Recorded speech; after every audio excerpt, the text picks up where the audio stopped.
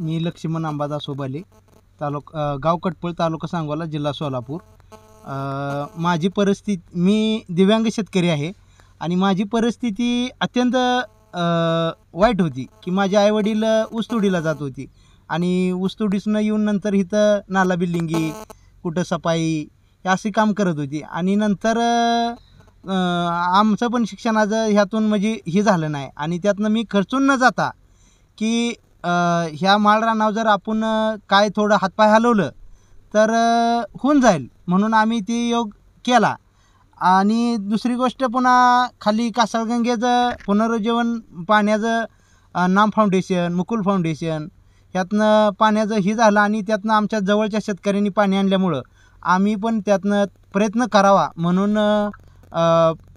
विहीर खाणली. आणि नंतर तुम्हाला सांगतो ह्या माळरानावर दगड, ही भरपूर दगड होती, माळरानच होतं आणि त्यातनं तुम्हाला सांगतो ही केल्यामुळं पुन्हा विचार आला की शेजाऱ्यांना लावल्यामुळं आपण पण प्रयत्न करूया. प्रयत्न केल्यानंतर प्रयत्नांती परमेश्वर ह्यातनं साकार केले आणि त्यातनं मी मिरची लावली. आज माझी परिस्थिती अत्यंत वाईट होती की जेणेकरून कसंही चालवायचा संसार काढा ह्यातनं माझं डोकं चालत नव्हतं आणि त्यातनं आम्ही विचार केल्यामुळं आज आम्ही चांगल्या स्थितीत आहे.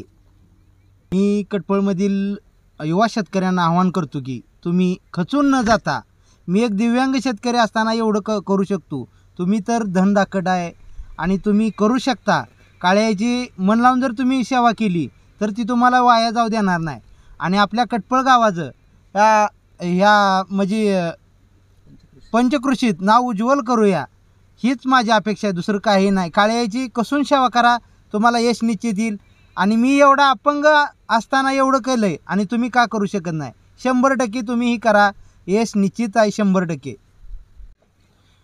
कासाळगंगा पुनरुज्जीवन नदी प्रकल्पासाठी की नाम फाउंडेशन, मुकुल माधव फाउंडेशन आणि फिनोलेक्स पाईप आणि इतर काय संस्थांनी जी मदत केली त्यांचा आम्हाला आणि आमच्या गावाला 1 नंबरचा फायदा झाला आणि त्यामुळे हे आम्ही करू शकलो. त्यांचं मनापासून मी आभार मानतो.